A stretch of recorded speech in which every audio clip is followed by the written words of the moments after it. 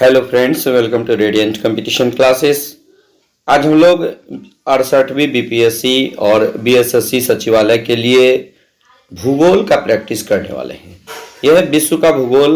अब इसमें देखिएगा, जो परीक्षा में ऑलरेडी ये बीपीएससी में पूछे गए प्रश्नों का संग्रह मैं आप लोगों के समक्ष प्रस्तुत कर रहा हूँ, और इन पूछे हुए प्रश्नों को यदि आप अभ्यास कर लीजिएगा तो निश्चित रूप से 2-4 प्रश्न आप एक्स्ट्रा करके ही आइएगा। तो चलिए देखिएगा, निम्नलिखित में कौन सा सौरमंडल का भाग नहीं है? क्षुद्र ग्रह, धूमकेतु ग्रह और निहारिका। तो इसका राइट आंसर दोस्तों क्या हो जाएगा? इसका राइट आंसर हो जाएगा निहारिका। इसमें देख लीजिएगा, एक्सप्लेनेशन भी मैं आपको पढ़ के बता दे रहा हूँ। सौरमंडल का निर्माण लगभग 4.6 बिलियन वर्ष पूर्व हुआ था। सौरमंडल में सूर्य और ऐसे खगोलीय पिंड सम्मिलित होते हैं जो गुरुत्वाकर्षण बल द्वारा उससे जुड़े रहते हैं। इनमें ग्रह, बौने ग्रह, प्राकृतिक उपग्रह, क्षुद्र ग्रह, उल्काएं, धूमकेतु और खगोलीय धूल आदि शामिल है, जबकि निहारिका सौरमंडल का भाग नहीं है। चलिए, हो गया। दूसरा नंबर का सवाल आप देख लीजिएगा कि वैज्ञानिक जिन्होंने सर्वप्रथम खोज की कि पृथ्वी सूर्य के चारों ओर घूमती है थे, यानी पृथ्वी सूर्य के चारों ओर घूमती है, ये किसने कहा था? A Newton, B Dalton, C Copernicus और डी आइंस्टीन। तो इसका राइट आंसर क्या हो जाएगा? सी हो जाएगा, यानी कि कॉपरनिकस।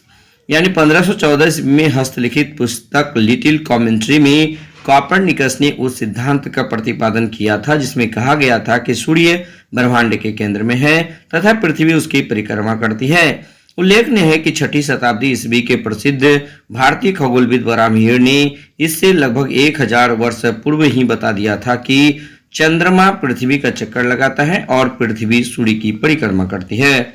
उसके बाद देखिएगा, तीसरा नंबर का सवाल, हमारी आकाश गंगा के केंद्र की परिक्रमा करने में सूर्य को समय लगता है। ए 5 करोड़ वर्ष, बी 10 करोड़ वर्ष, सी 20 करोड़ वर्ष और डी 25 करोड़ वर्ष। तो इसका राइट आंसर क्या हो जाएगा दोस्तों?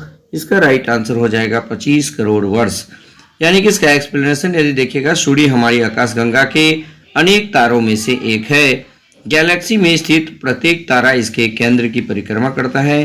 केंद्र के निकट के तारों को केंद्र से दूर के तारों की अपेक्षा परिक्रमा में कम समय लगता है। सूर्य गैलेक्सी के केंद्र से अपेक्षाकृत दूर है। गैलेक्टिक केंद्र से लगभग 7.94 kpc या 25.896 हजार प्रकाश वर्ष की दूरी तथा 828,000 किलोमीटर प्रति घंटा गति के कारण सूर्य को एक परिक्रमा करने में लगभग 22.5 से 25 करोड़ वर्ष लगते हैं।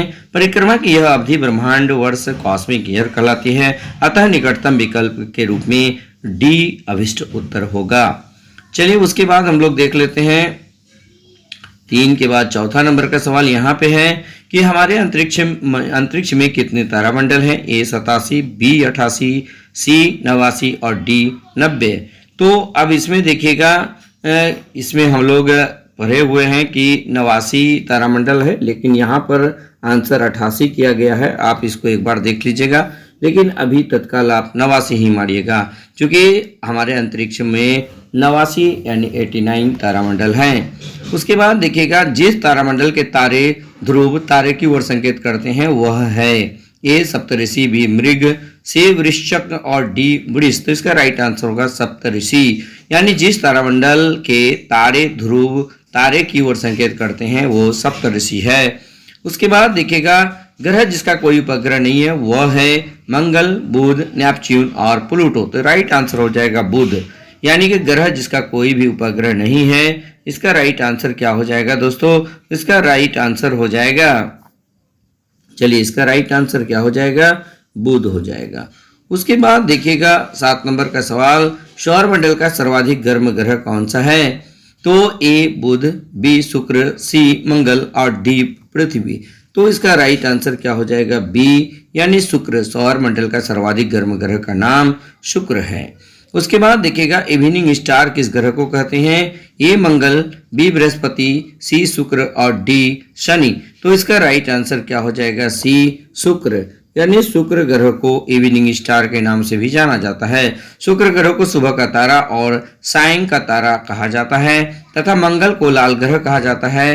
बृहस्पति सौरमंडल का सबसे बड़ा ग्रह है, जबकि शनि वलयों से युक्त ग्रह है।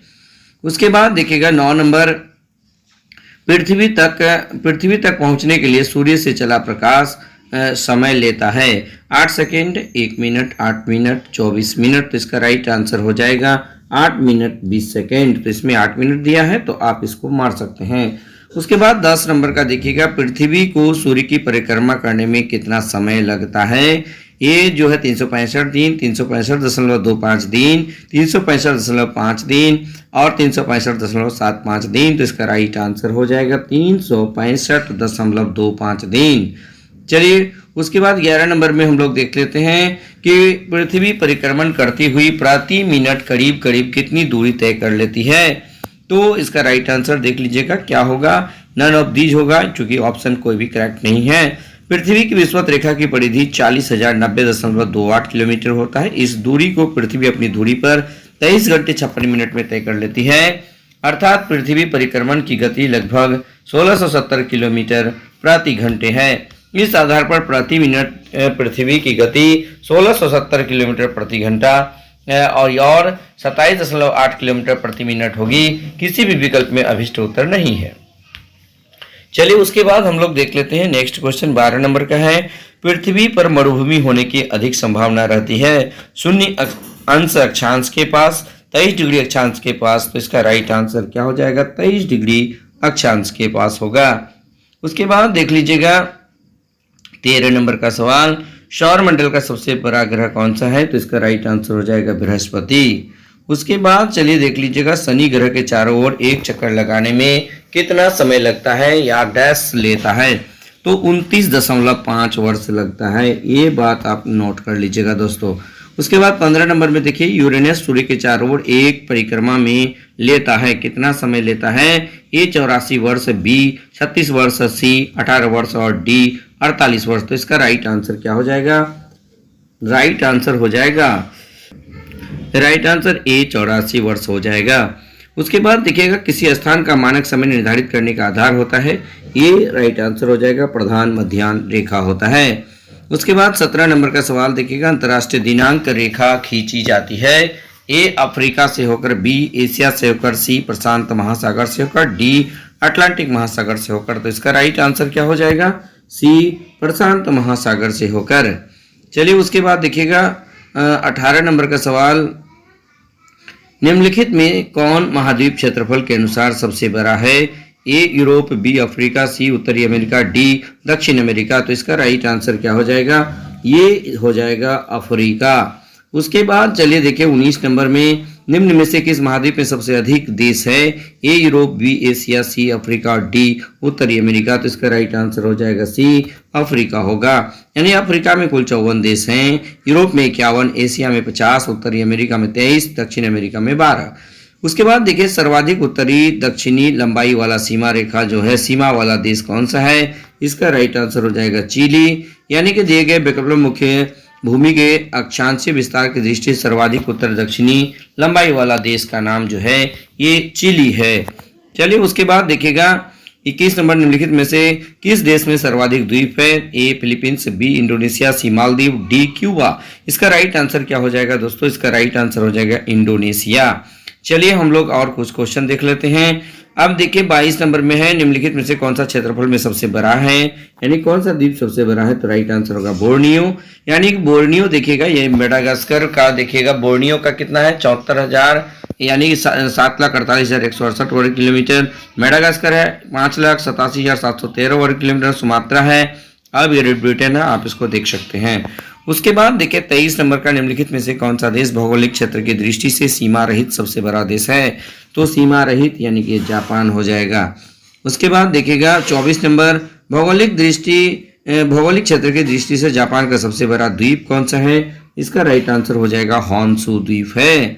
चलिए उसके बाद देखिएगा 25 नंबर देखिए, ग्रीनलैंड निम्न देशों में से किस देश का भाग है। A Denmark, B Finland, C Canada और डी यूनाइटेड किंगडम। तो इसका राइट आंसर क्या हो जाएगा, डेनमार्क है। यानी ग्रीनलैंड जो है वो डेनमार्क का भाग है। उसके बाद 26 नंबर में, आग्नेय चट्टान के लिए निम्नलिखित में से कौन सा कथन सत्य है। तो इसका देखिएगा राइट आंसर क्या हो जाएगा, इसका राइट आंसर सी नंबर हो जाएगा। वे क्रिस्टलीय और अक्रिस्टलीय दोनों ही होती है। उसके बाद 27 नंबर में देखिएगा, अवसादी सेलों के लिए निम्नलिखित में से कौन सा कथन सत्य है? तो इसका सी सही होगा, ये सेलें स्तरों में निक्षेपित होता है। उसके बाद 28 नंबर देखिएगा, माउंट एटना है एक पर्वत शिखर, एक ज्वालामुखी, एक पठार। तो इसका राइट आंसर हो जाएगा एक ज्वालामुखी है। तो इस प्रकार दोस्तों आज हम लोग यहाँ पर कुल 28 प्रश्न को देख लिए। यानी माउंट एटना एक सक्रिय ज्वालामुखी है जो इटली के सिसिली द्वीप के पूर्वी तट पर स्थित है। इसकी सर्वोच्च ऊंचाई 3350 मीटर है। तो इस प्रकार हम लोग ये 10 मिनट में 28 सवाल को हम लोग देख लिए। अब हम लोग नेक्स्ट वीडियो में इससे आगे देखेंगे। तो बस आज के वीडियो में इतना ही रखते हैं। अगर वीडियो अच्छा लगे तो लाइक, शेयर और कमेंट जरूर कीजिएगा, और यदि पहली बार आए हैं तो इसे सब्सक्राइब कर लीजिएगा, बेल आइकन दबा दीजिएगा ताकि आपको हमारा हर लेटेस्ट वीडियो आसानी से मिल सके। तो बस आज के वीडियो में इतना ही।